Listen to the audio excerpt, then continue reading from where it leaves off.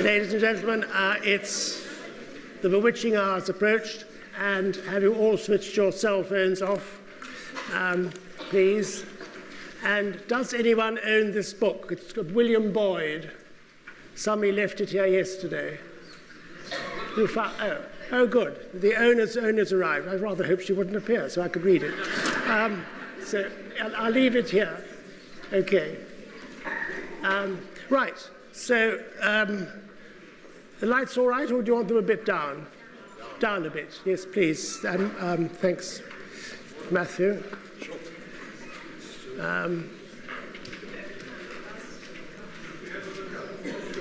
Little more volume.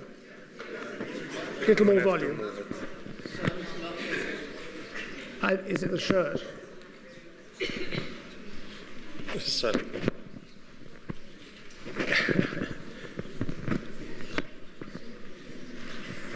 Okay.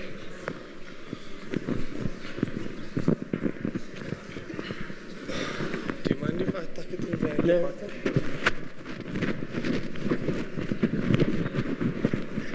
Sorry about that. You haven't done the button. Okay. Okay. Is that all right? Better? Can people in the gods hear? Right. Good.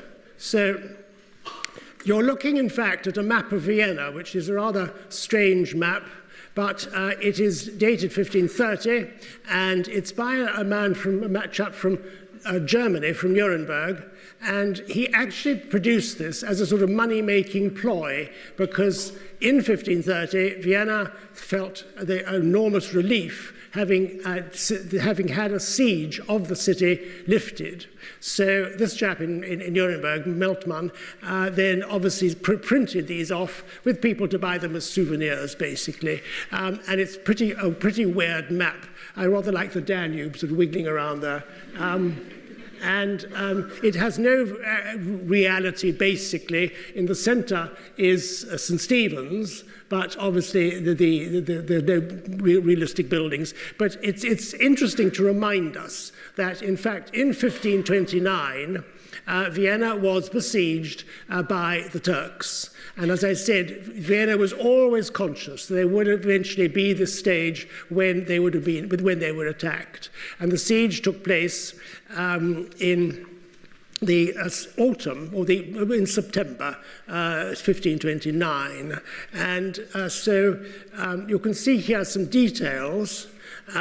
There's St. Stephen's, and then you can see that's the sort of soldiers with their lances, you see, and there's another one is dragging a cannon, and so Vienna was very much on a war footing, aware that their city was now surrounded by the Turks. And then on the right-hand side, that is the buildings of what was then the palace of the Habsburgs, the Hofburg. And so the antagonists in this event were a man called Count Salm, Nicholas Graf Salm, and Suleiman the Magnificent, Suleiman I. The illustration in the middle is a Turkish manuscript, from a Turkish manuscript, and there, obviously, on the walls of Vienna with the soldiers trying to protect the city, and there are the guns of the Turks below. But fortunately, Count Salm was a very great military leader. He activated the people, and although he had far, far fewer troops at his disposal than the besiegers, there were about, I think, over 100,000 Turks had appeared at the footsteps or the doorstep of Vienna. In fact, what happened was that the resistance was very strong, led by Count Salm, and also winter suddenly appeared with a vengeance. And of course, this, as we know, is the great aspect that saves so many events in Europe, that when winter came, it was obviously very significant, very obvious to Suleiman the Magnificent that he would have to withdraw. So he did, and he withdrew back to Turkey. But it was the first time, and it made Vienna very, very aware that their fears had now been realized, they had been saved, but this could easily happen again. So the first siege was a victory for the Viennese, basically. But here we then go on to look at a map. And this is the reason why Vienna was so fearful. The yellow, of course, is the Ottoman Empire. And you can see that Vienna is literally on the doorstep. All this area, which obviously now is Hungary, was occupied by the Turks. The Turks occupied Hungary for about 150 years. And you see they also occupied what today are Bulgaria and Romania, and as well as Greece, of course, and then the littoral, the coastline of Africa and Egypt. And so it was a very significant awareness that Vienna was always prone to be attacked and prone to be defeated, possibly. So you can see here in an illustration which is not that, well, it's after the siege, but it's obviously they then rapidly augmented their defences.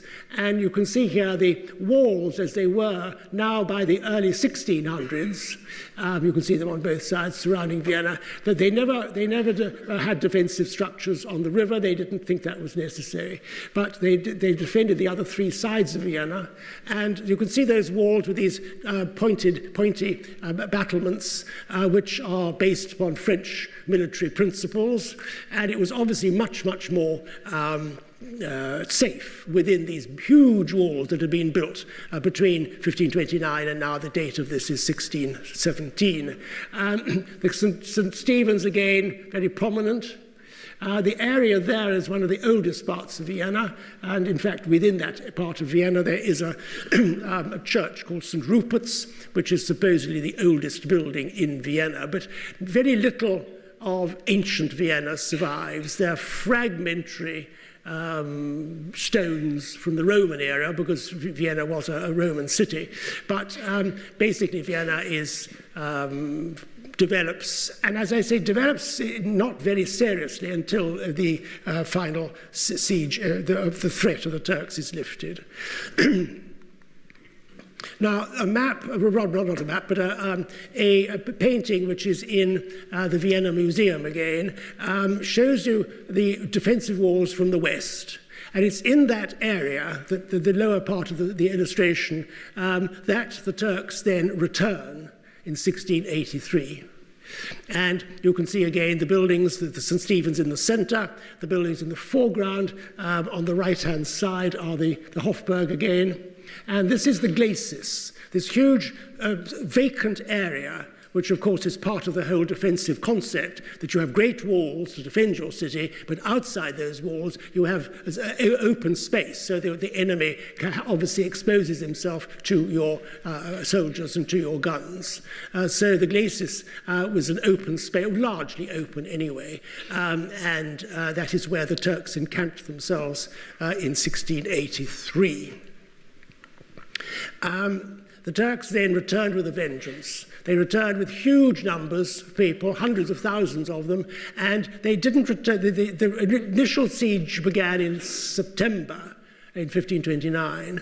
This siege, which is the Great Siege, began in July, so that's the middle of the year, so therefore the climate is obviously going to be more satisfactory. Winter won't come with a vengeance by October, November, and the troops of the Turks are led by this gentleman on the left, the Grand Vizier Kara Mustafa Pasha. Now, the siege was actually very, very serious. There wasn't a significant commander like Count Salm in the city itself to activate the people. The emperor withdrew. He dashed off to Innsbruck and Linz to save his soul, to save his body. And so Vienna was actually very demoralized in 1683. And through the months, through the later summer months, sort of July, August, September, it was quite obvious that Vienna was on the brink of collapse. Obviously, the people were starving, food couldn't get through, and so on. And the Turks, in fact, I suppose it's human nature, but they rather sort of relaxed their grip on the city. And unbeknown to them, an Allied force was then assembled by and led by the King of Poland, Jan III Sobieski. And the Allied force consisted of about, I think, 80,000 troops. And they were from Bavaria, from Franconia, from various states in the Holy Roman Empire. And he leads them. And he's the great hero, although he's very often not really given the credit that is due to him. He saw it as a crusade. He saw it as a means of defeating the infidel, defeating Islam, and he led it with an enormous force, amazing charisma. And so in September the 12th, 1683, he and his troops swept down from the hills that surround Vienna, and there you can see the city. It's not a very accurate painting, this, but there is Vienna. These are the trenches of the Turks.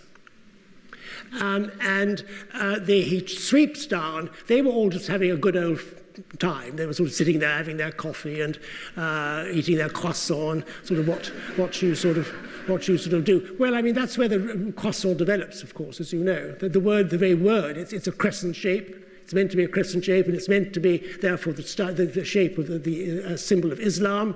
And then the bakers in Vienna produced this delicacy commemorating the lifting of this siege. So they weren't having croissant at all. They were having their chocolate buns or something.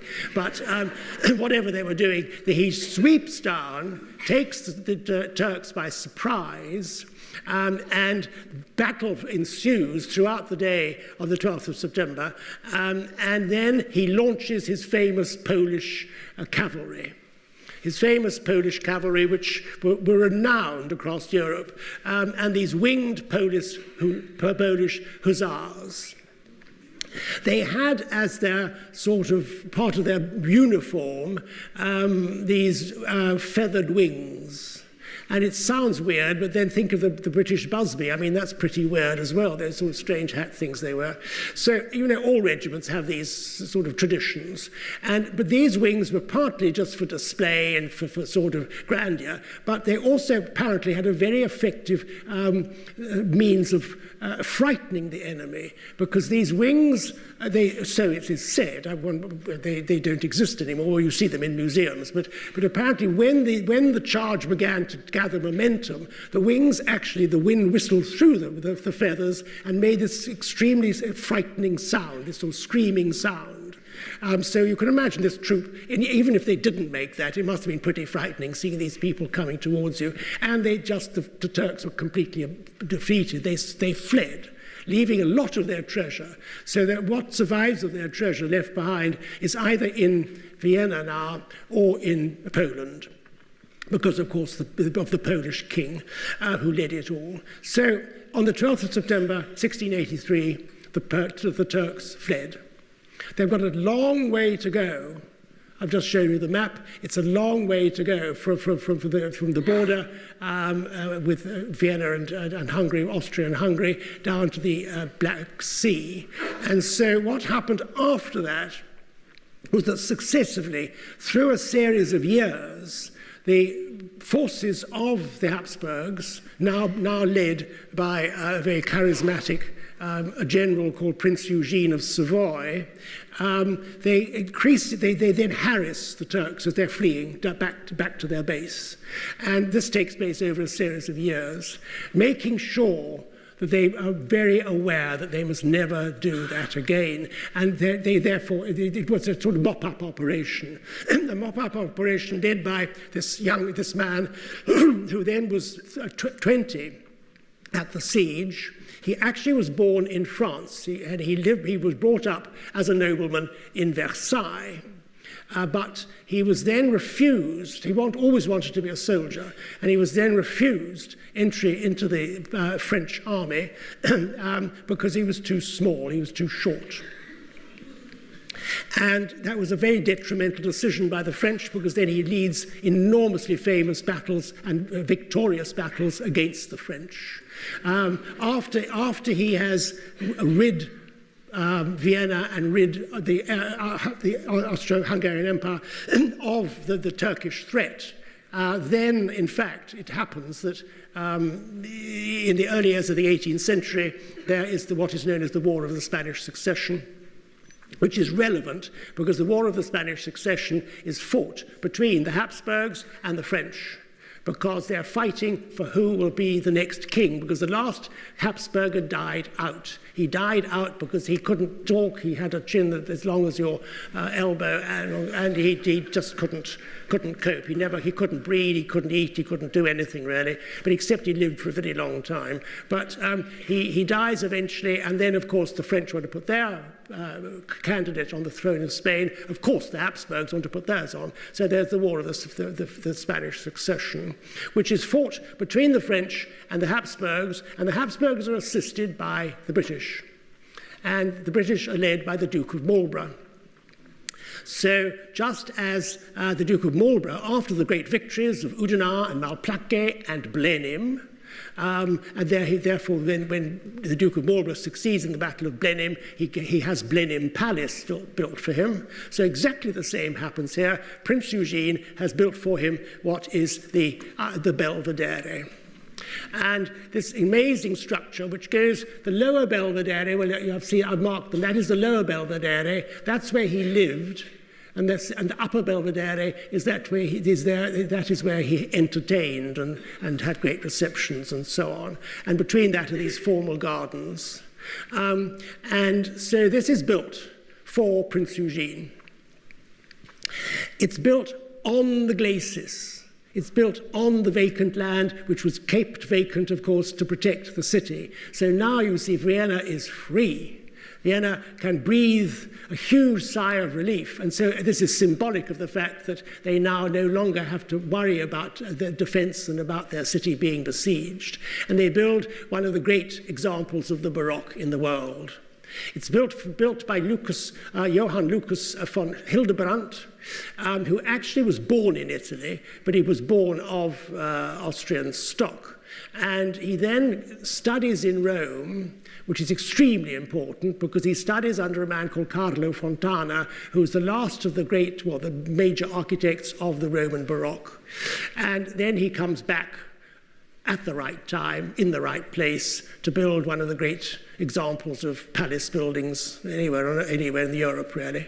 And it's this amazing building, the Belvedere. There you can see a slightly better view with the upper Belvedere, which is the most interesting of the two, which is in fact today a huge art gallery of Austrian art, which includes Klimt and all the other great names of the early 20th century. But this is, as you see, as I say, Lucas von Hildebrandt is the great architect. And there you can see the approach across the pond. Now, this is typical of the Baroque. The Baroque must be dramatic. The Baroque must be grand. The Baroque must have a huge sense of build-up. The Baroque must have theatre. The Baroque must have light and shade. And here you see that in its essence. There's two towered structures on the two sides lead then. The windows walk towards this great triumphal centre with the triple arches in the middle. The Baroque begins in Rome as a propagandist style, which is the church fighting back against the Reformation. And it is to glorify the Catholic Church. That is what the Baroque was invented for in Rome by people like Bernini and Borromini and others. The Baroque, though, spreads. It's rather like a sort of curling snake. It moves in and out. Excuse me. The Baroque will move in and out various places. It misses Venice, it misses Florence, as it moves out of Rome by the late 1600s. It moves to Milan, it moves certainly to Turin, and then by the early 1700s it crosses the Alps.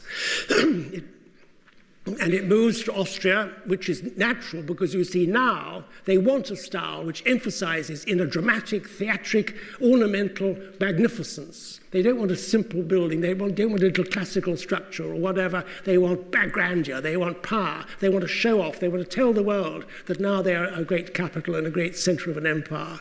And they build this great building. And then, in fact, Baroque also moves into France, where it also is a political style. It is the style that glorifies the king, who's Louis XIV, through him glorifying France. But then it's a personal style. So here is the entrance, and nothing could be more dramatic and grand than this entrance hall. There you can see the ground floor entrance with these four great caryatids or Atlantes. These great figures of Atlantis holding, and it is structural. If you took one of these figures down, the building would fall down. So the roof would cave in. So it's practical, and yet at the same time it's got this amazing, moving, sculptural, ornamental grandeur, which is part and parcel of the whole spirit of the Baroque. It is also ornamented. It's been painted, which I think is quite effective, but I think it would have been darker at the time. I don't think white was it's not really Baroque colour, it's not a Baroque style, but anyway, it looks very nice. And funnily enough, I took this one morning, having got there when the Belvedere opened, this last summer, the last summer in Europe, that is, came back about an hour later when you could not move. There was just busload after ferry load after whatnot of mainly people from China, but then you rise up from here to the staircase again. Of course, light and shade is the essence of Baroque. You want the drama of the chiaroscuro and the light pouring in here. And as you rise up the staircase, you then have these putti balancing lanterns. You have the plaster work, the ornamental decorative stucco work of the plaster, all this emphasis upon emphasis upon emphasis. And then you go through from there into the marble hall, which again is, the Baroque has to be strong. The Baroque is grand, the Baroque is light and shade, the Baroque is dramatic, but it must be strong. Once the Baroque loses its strength, which it does towards the end of the 18th century, and it does certainly when it moves in fact, to South America, where the Baroque is part of the Spanish influence coming in. But it loses its grandeur, it loses its home raison d'etre. So here you've got these wonderful pilasters in dark marble, gilded capitals, again giving the contrast of light and shade. Then the light coming through from the ceiling lights, or the ancillary lights around the ceiling. And then up above, of course, you have the painted decoration, emphasizing the grandeur and the exploits and the magnificence, the heroism of Prince Eugene. It must surely have gone to his head, poor man. I mean, it's just amazing. But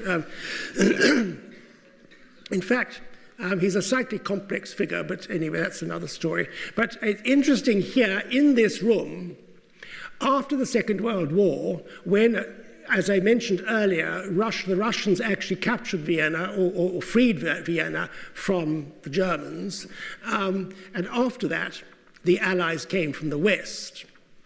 And Vienna was actually a divided city.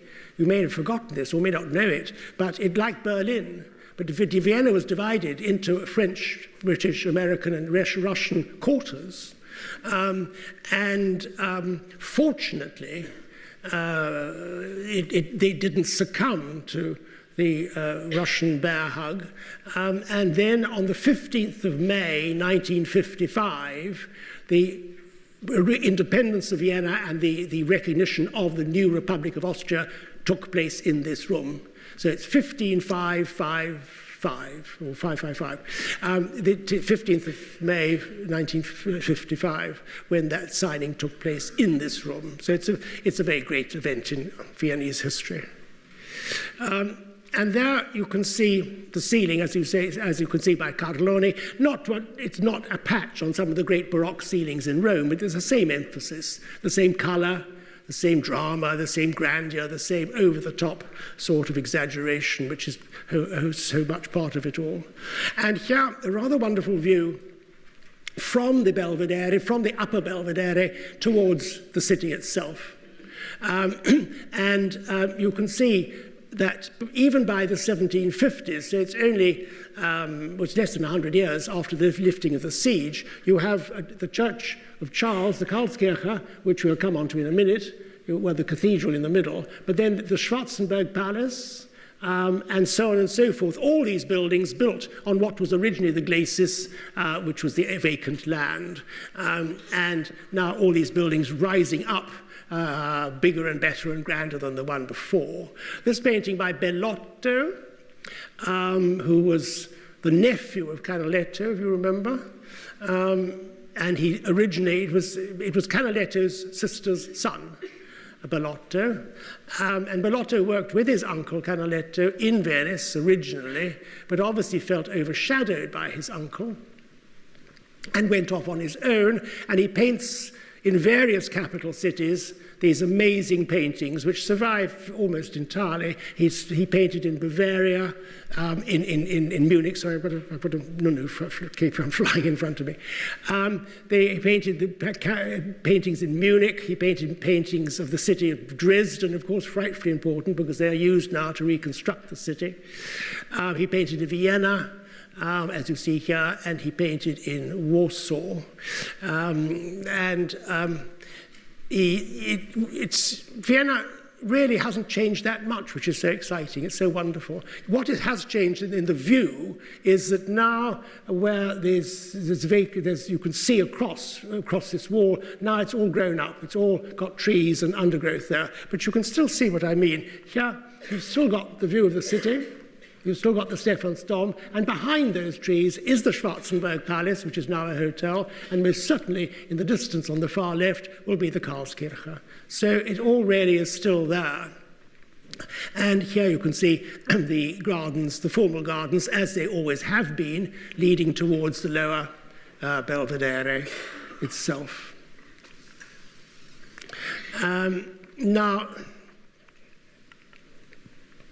in Vienna, there are a number of buildings by Lucas von Hildebrandt, and this is one of them, because obviously now everyone who's anything needs to have their grand palace built, because now they can rest assured that they won't, in fact, be attacked from the east. So this is the palace, the Palais Don Kinsky. The Kinsky family actually were of Czech origin, by Lucas von Hildebrandt. It's now, in fact, an auction house and has a restaurant which is extremely expensive and not really part of our budget, I think. But then the other great architect is Fischer von Erlach, Johann Bernhard Fischer von Erlach, painted here by a Hungarian artist. He also will study in Rome under the same man, Carlo Fontana. He also will return and will be the greater of the two, basically, but they were huge rivals, obviously, these two men. And they are the essence of the Austrian Baroque. His great building, and it's his greatest building, and it is it's a one-off building in the world, is the Karlskirche. The Karlskirche, again, is the essence of what we're talking about. Now, in Rome, say, for instance, in the Piazza Navona, in Rome, there's the Church of Sant'Agnese, the Church of St. Agnes, and you've got those side towers pinioning the building, giving an emphasis, giving a grandeur, then the movement towards the center with this wonderful explosive dome. So this is exactly what is happening here, except in addition, he adds these two triumphal columns. And they are obviously very symbolic, and they have a multiplicity of meanings, because they are based, of course, upon the Roman columns still surviving in Rome. There's the column of Marcus Aurelius, and more significantly, the column of Trajan. And those columns in Rome, obviously, in their spiraling decoration, recalled the events and exploits and victories of the emperor concerned, the Roman emperor concerned. Here, the church is dedicated to St. Charles. St. Charles was a counter-Reformation saint. He was a recent man in the sainthood. St. Charles Borromeo was a figure of the present, as it were. It's not going way back into history. St. Charles Borromeo was, in fact, the Bishop of Milan in the 1500s. He was a great worker for the poor. He was a great figure in Milan.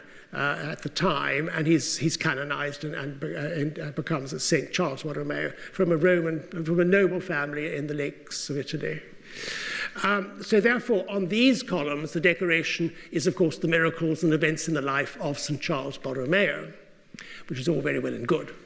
But it's just fortuitous that the emperor at the time was also called Charles.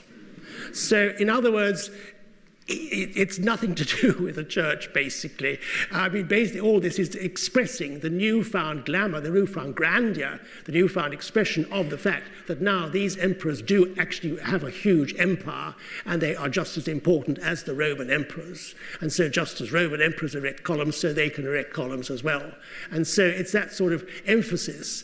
And it's a one-off. It has never been created before. It is a bit weird in a way, but it's a magnificent building, absolutely fantastic. And of course, inside, just as outside, it has a superb marble interior with a dark entrance, the dark approach into the church, and then the huge light pouring through from the dome in the middle, which of course is all part and parcel of the effect. And here you can see the high altar. The Baroque, the columns, the marble, the gilding, the carving, the stucco work. There, of course, in the middle is St. Charles rising heavenwards, and then above these figures waving at him as he goes by. And then above that, the light. And of course, it's gilded, the light pouring in from the windows of the dome to give this effect of the light of God pouring down into the church. And when you go next to Vienna, it's well worth a visit to go to a concert in St. Charles Borromeo, which they have in the summer months. And they have them, well, they did this last year, about three a week. They were very serious, very good concerts. It wasn't sort of Johann Strauss with sort of dancing girls and things. It wasn't like that at all. They were serious concerts. And which were lovely to experience. But then the actual bonus, and it was a huge bonus, was at the end of the concert, when you'd all finished clapping and so on, they put on all the lights in the church. And the whole place was just radiating with light. And this is when I took this photograph.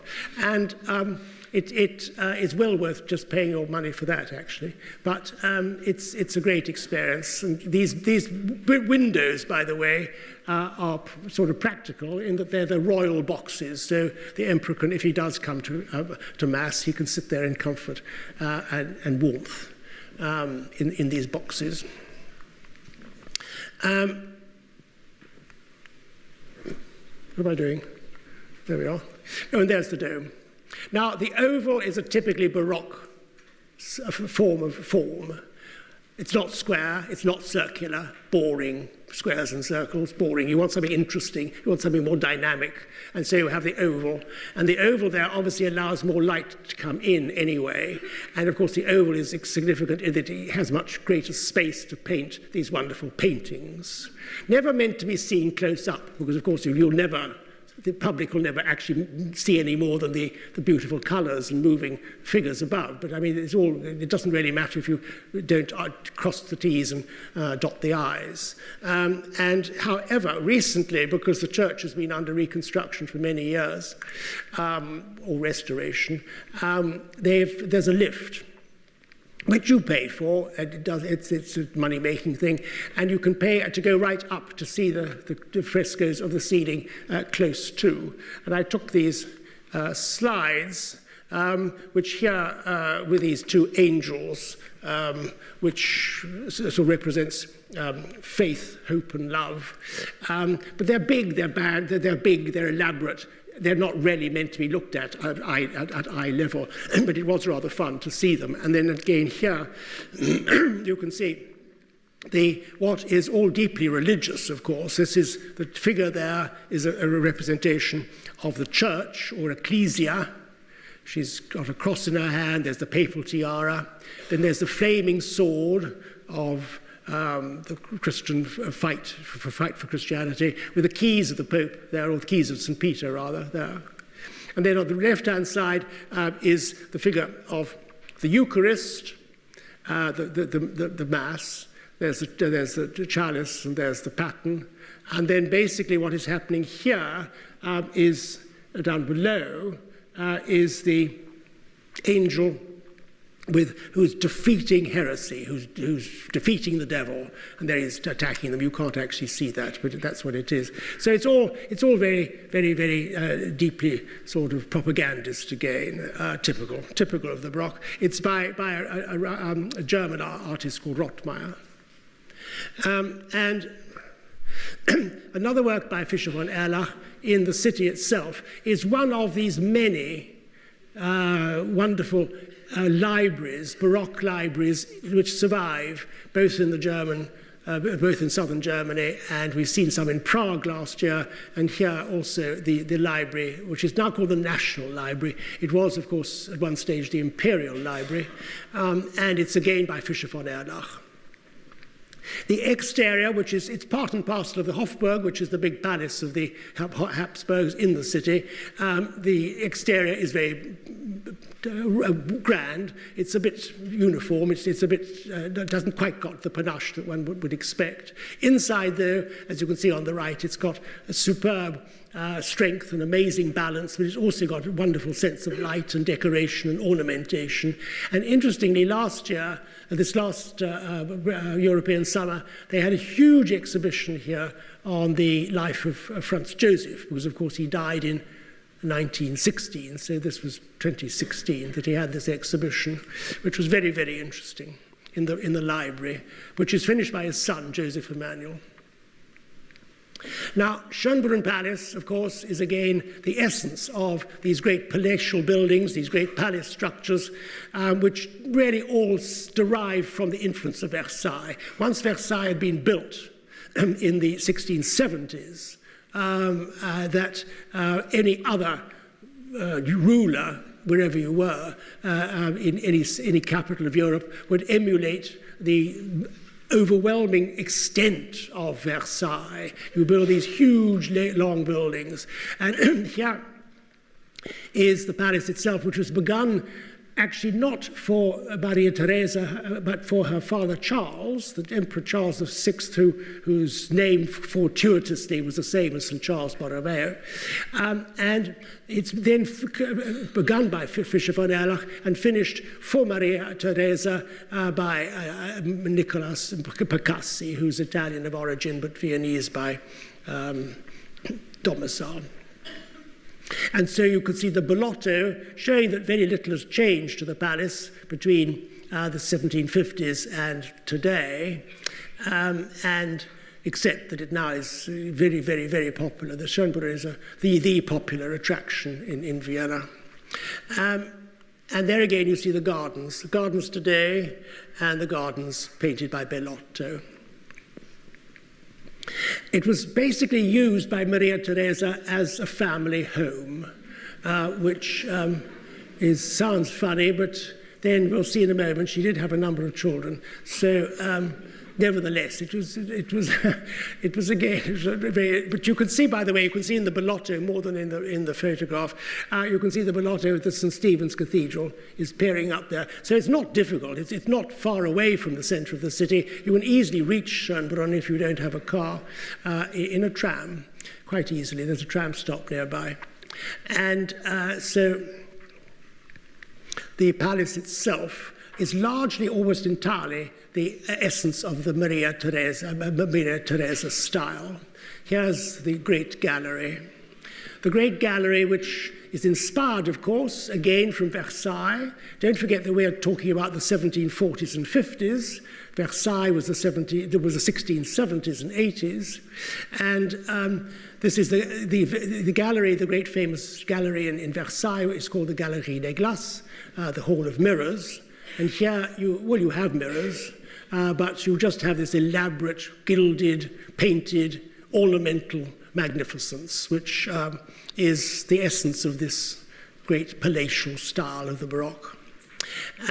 Today, this is used very often for concerts in the evening now, but those are concerts where you do get Johann Strauss and everyone dressed in fancy dress costume, which is not to my taste. The rooms are still surviving. This is called the Old Lacquer Room. You can see these lacquer panels, of course, from the East, probably Japanese rather than Chinese.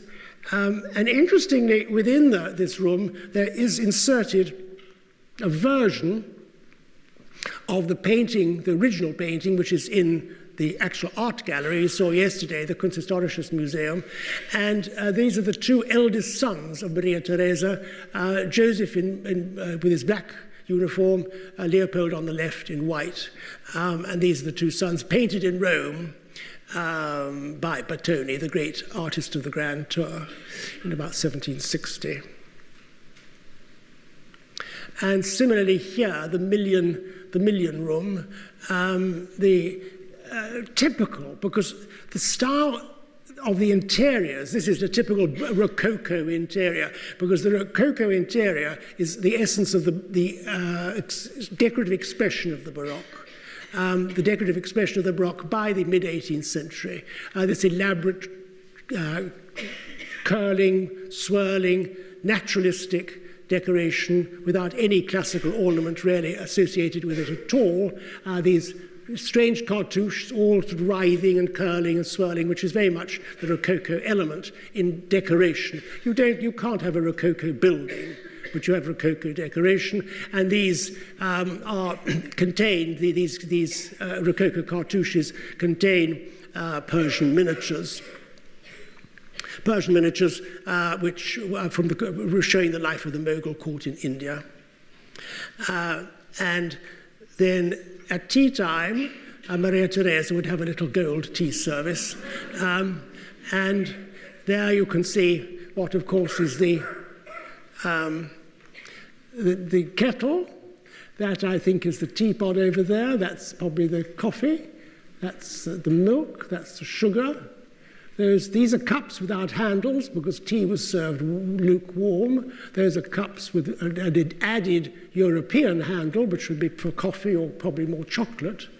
And it's the sort of thing that perhaps would be rather nice in the morning. So perhaps this, again, you can add to your Christmas wishes next year.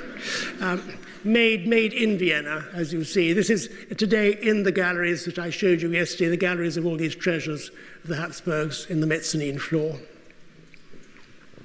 And here is Maria Theresa with her husband, and it is showing her. This is an artist called Martin von Meitens. He's actually Swedish, but works his entire life for the court in Vienna. And you can see Maria Theresa on the right-hand side, with her husband, Francis of Lorraine. Francis of Lorraine is obviously from the French Lorraine in eastern France. And he, as I mentioned, will become the emperor, the Holy Roman Emperor in her stead. She can't actually hold the crown, wear the crown of the Austro-Hungarian Empire. And she was this amazing ruler, as I mentioned. She was a woman who fought absolutely tooth and nail for her country, and she fought successfully, and she actually was very, very, very clever, because she not only came to the power when her father died without any knowledge of how to govern. She was never actually taught anything by her father, who was absolutely ridiculous. But she then made the extraordinarily sensible decision, which is partly why her reign was so successful, of appointing extremely good ministers to work under her, and to delegate the power and to delegate the authority to these people, who therefore exercised enormous influence. And one hopes that somebody we're going to hear about tomorrow or on Friday will also have that sense. But in between governing, she actually produced 16 children. You can see 12 of them there. 12 of them, that's one, I can't count at this angle, but there are 12, you take my word for it. The other 4, sadly, didn't live to adulthood, but there are 12 in this painting. The youngest of whom, and there's a little child in a sort of cot thing there, is Marie Antoinette, her youngest child. So there we are, the imperial family. And as I say, 16 children to bring up, 16 nursemaids, 16 governesses. Schönbrunn was just about big enough, really, for the family. And there she is. So she's a very, very sympathetic woman. She's a fascinating woman. And there in one of the rooms, not of Schönbrunn, but this is in the Hofburg, which is in the center of Vienna. It's called the Redutensaal, which is this room intended for masks and balls and so on. And here you can see the imperial family attending a concert on the occasion of the marriage of her son, her eldest son, Joseph II, to Isabella of Parma. Joseph II married twice, didn't produce any children. This is a detail here. And again, I've counted all this line of children all going dotted along. And again, there are 12. There are 12 of them. With the occasion, Maria Theresa is in the middle, of course. She's there with her husband next to her. But this is just a detail. Now, this is a good example of the fact that you must always be very, very careful about the internet, because it's only one person's knowledge that comes forth in Wikipedia or whatever. And this is on the internet claimed to be an illustration of the concert that Mozart performed for Maria Theresa. Which was 1760. Well, Mozart was only 3 then, so I think it's really pushing it a tiny bit. But he certainly did perform to the royal couple, and he actually performed to them 2 years later, and the performance took place in Schönbrunn. And this is Mozart, of course. On the 10th of October, he played to Maria Theresa and Francis I, her husband. She was extraordinarily impressed, and she gave him the costume that he's wearing in this portrait. Or she ordered the costume to be made, which he's wearing now in the portrait. It's often said that she was a sort of Philistine and she didn't appreciate Mozart's talent, which is not true. But she didn't find the family, and particularly Mozart's senior, Amadeus's father, very pleasant. He was an extraordinarily pushy man, as we all know. I mean, he used his son and his daughter as just fodder to make lots and lots of money. And so that Maria Theresa, in a later letter written to one of her 4 sons, the Archduke Ferdinand, in December 1771, calls the Mozarts useless people who go about the world like beggars. And it didn't mean that they looked like beggars. It means that they were always begging for money. Or it doesn't mean that they were. It means the wretched father was, Leopold Mozart, was always dragging his children all the way around Europe, as you know, London, you name it, wherever they went, to make money. And very often playing in pubs in England to even make 2 shillings and 6pence or something. So she obviously, and I think most people did, they reacted unfavourably to the Mozart family because they were not all that acceptable to the court. So they never got court patronage, as you know, which was to the advantage of Mozart. We wouldn't have his music as it is today if he had to compose music all the time for Maria Theresa. So it's another ifs and buts of history.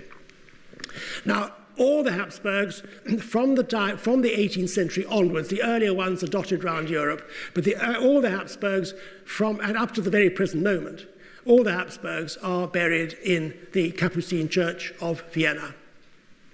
And the church at the moment is under scaffolding, so you don't see it like this today, but it obviously will be revealed again. And you go down to the imperial vaults. Obviously, they're in the basement. And the illustration on the right is of part of the decoration of the tomb of Charles VI, father of Maria Theresa, with this wonderful skeleton wearing the imperial crown, which is lovely, lovely touch. This is so typically Baroque. And the tomb of Maria Theresa is, however, something to be reckoned with as well. There is the imperial couple. There's Francis and Maria Theresa. They are being crowned by an angel. And this huge structure, all surrounded by figures, mourning figures and achievement of arms and all the rest, is by a man called Moll. And it was created before Maria Theresa died. And there was a wonderful critic in England called Brian Sewell, you may remember. He wrote the most acid criticisms of artistic exhibitions. And Brian Sewell once wrote about this tomb as looking like Maria Theresa and her husband getting up from an unmade bed. It does rather look like it. But this is ultimate. And then there are most of the tombs, I think there are over 100 tombs in there. Some of tiny children, of course, some of the very important emperors, and of course most of them are fairly modest. But this is the most exaggerated of the lot. And then we get to Francis. Now, Francis II, the Holy Roman Emperor Francis II, was Maria Theresa's grandson. And this is a statue of him in one of the courtyards of the Hofburg. Those are the dates of his reign, 1792. So therefore, he was the emperor when his aunt, Marie Antoinette, is guillotined. And then he also has to suffer the indignities of accepting Napoleon. Now, the reason he's got those two, the first and the second, or the second and the first, is that he became the Holy Roman Emperor, and he was Francis II, because his grandfather had been Francis I. And so there in the portrait on the left, he is, as a young man, the Holy Roman Emperor, with the arrow pointing towards the imperial crown. However, and this again I think shows that many of the Habsburgs, not all of them, were amazingly clever politicians and astute negotiators and so on. He realized, once Napoleon started to have these great wars and expand his extent across Europe, that once Napoleon got going, that the Holy Roman Emperor was going to be a dead sitting duck. And so he therefore, in 1804, quietly, no great announcements, he quietly just became the Emperor of Austria, because he owned the Austrian lands. And this included Bohemia and Hungary and all the other eastern territories we saw in that map. So he simply just changes his position. So Napoleon comes along, the Austrians actually are defeated. The famous Battle of Austerlitz, which was one of Napoleon's greatest victories, is against the Austrians, against the Habsburgs. And he then disbands the empire, but Francis becomes Francis I. He's the first emperor of Austria. So he continues on his merry way. And he was a wonderful sleight of hand. But he had to face the fact that Napoleon has invaded and captured his lands. And there is this pair of portraits. They're miniature paintings on ivory, so blown up. They're a bit exaggerated. Napoleon does look a bit sort of dwarfish there. But they're by Isabey, who actually was a very good artist in this period in France. He paints Marie Antoinette, he paints Napoleon, he paints the later people as well.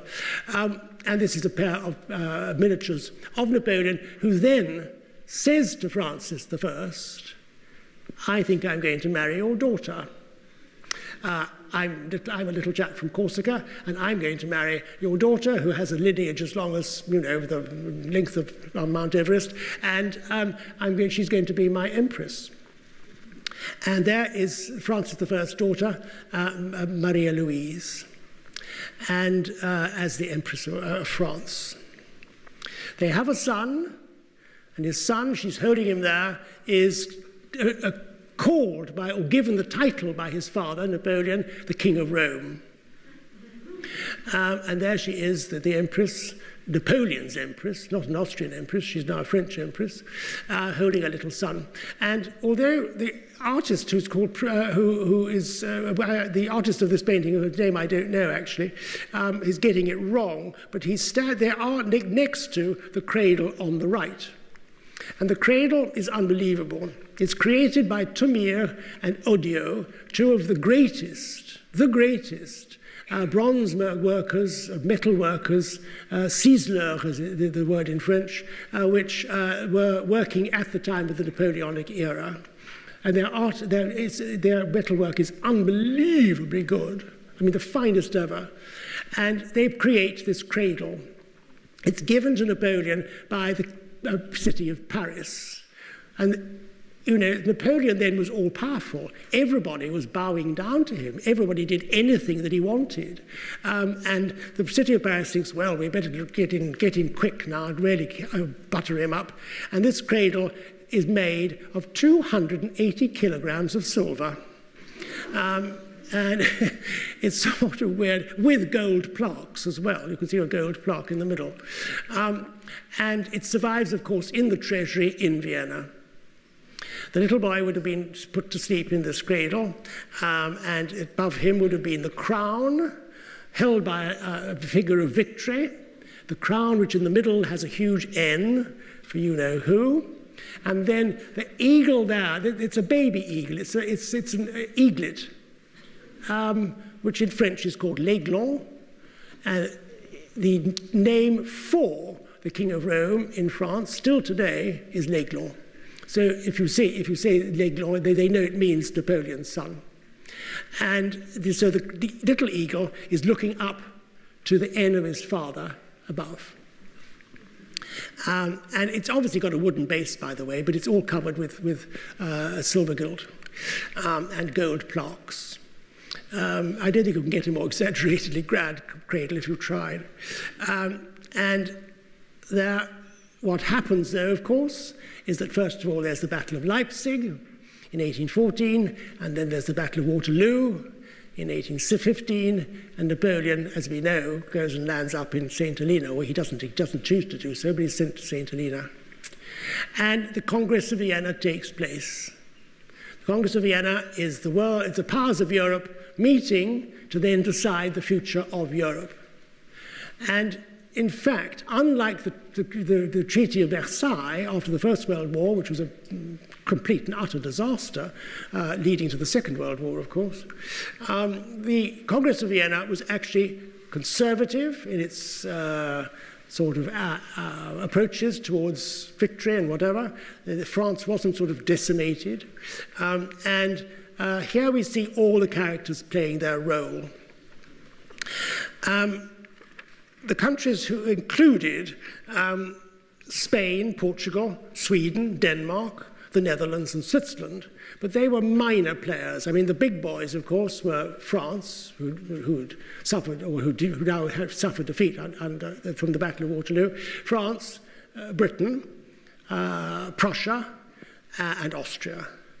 And so we'll pick those figures out in this famous engraving of the time. And you can see there Wellington on the far left, the Duke of Wellington, Prince Metternich next along the line, this brilliant, brilliant politician who will then not only be the chairman leading the Congress of Vienna, but also become then the power of Austria thereafter. Count Nesselrode from Russia, I forgot to mention Russia, Count Nesselrode of Russia, Prince Talleyrand on the far right, who is representing France, Viscount Castlereagh, and then Prince Karl von Hardenberg of Prussia, again seated in front of Napoleon. And the others are, as I say, Swedish and French and whatever, Swedish and Portuguese and whatever. And Prince Metternich, as I say, this is painted by Lawrence, Sir Thomas Lawrence, the great portraitist of the period now in the Royal Collection in England. And he, as I say, was the leading figure in the Congress of Vienna, which, as I say, achieved a great deal. It created, in the first instance, the Kingdom of the Netherlands out of what was the Habsburg Low Countries. It also, funnily enough, confirmed Britain's control of the Cape Colony. because the Cape Colony had been taken over by Britain during the Napoleonic Wars to stop the French from capturing it. And various other, he condemned slavery, and then obviously apportioned parts and parcels of Europe, but they were small parcels. France loses Alsace-Lorraine, for instance, but then it gets it back later on. But it was all engineered, as I say, by Prince Metternich, who then becomes the leader of Austria, because then, as I mentioned before, that Francis I's son is Ferdinand I, who is simple, and he can't deny. Vienna was besieged by the Turks. And as I said, Vienna was always conscious that there would eventually be this stage when they would have been, when they were attacked. And the siege took place in the autumn, or in September 1529. And so you can see here some details.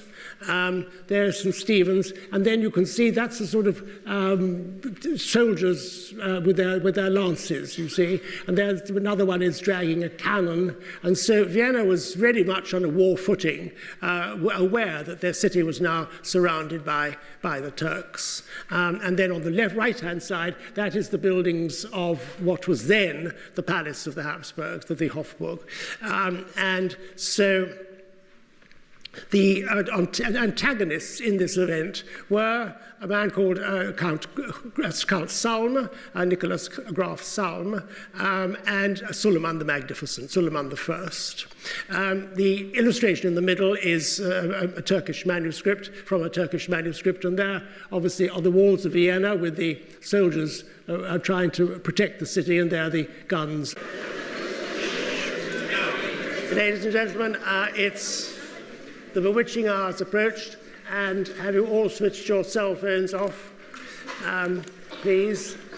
And does anyone own this book? It's got William Boyd.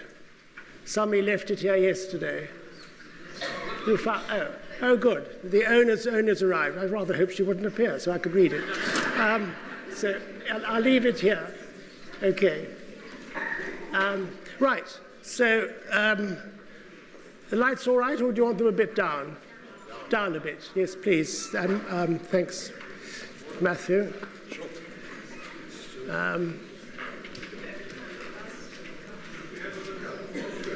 Little more volume. Little more volume. Is it the shirt? Sorry.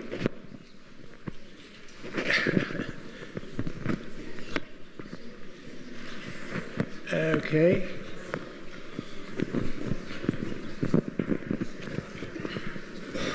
Do you mind if I tuck it in the No. button?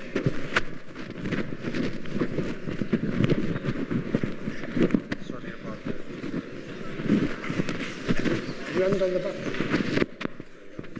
Okay. Okay. Is that all right? Better? Can the gods and people in the gods hear? Right. Good. So you're looking, in fact, at a map of Vienna, which is a rather strange map, but it is dated 1530, and it's by a chap from Germany, from Nuremberg, and he actually produced this as a sort of money-making ploy, because in 1530, Vienna felt the enormous relief having had a siege of the city lifted. So this chap in Nuremberg, Meltmann, then obviously printed these off with people to buy them as souvenirs, basically. And it's a pretty weird map. I rather like the Danube sort of wiggling around there. And it has no reality, basically. In the center is St. Stephen's, but obviously the no realistic buildings. But it's interesting to remind us that, in fact, in 1520 of the Turks below. But fortunately, Count Salm was a very great military leader. He activated the people, and although he had far, far fewer troops at his disposal than the besiegers. There were about, I think, over 100,000 Turks had appeared at the footsteps or the doorstep of Vienna. In fact, what happened was that the resistance was very strong, led by Count Salm, and also winter suddenly appeared with a vengeance. And of course, this, as we know, is the great aspect that saves so many events in Europe, that when winter came, it was obviously very significant, very obvious to Suleiman the Magnificent that he would have to withdraw. So he did, and he withdrew back to Turkey. But it was the first time, and it made Vienna very, very aware that their fears had now been realized, they had been saved, but this could easily happen again. So the first siege was a victory for the Viennese, basically.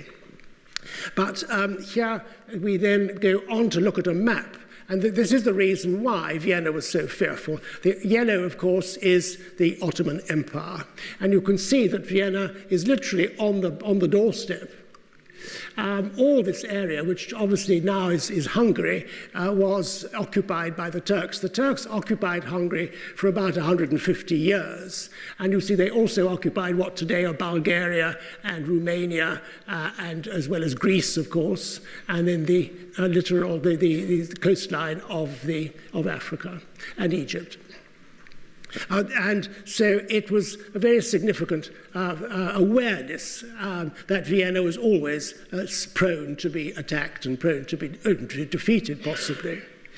So you can see here in an illustration which is not that, well, it's after the siege, but it's obviously they then rapidly augmented their defences. And you can see here the walls as they were now by the early 1600s. You can see them on both sides surrounding Vienna. That they never had defensive structures on the river. They didn't think that was necessary. But they defended the other three sides of Vienna. And you can see those walls with these pointy battlements, which are based upon